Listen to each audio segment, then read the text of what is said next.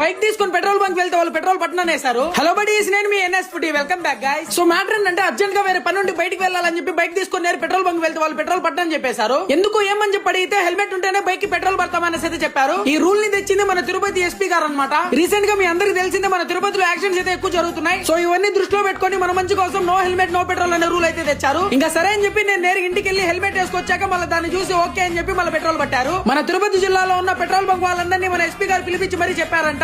మొదటి అడుగు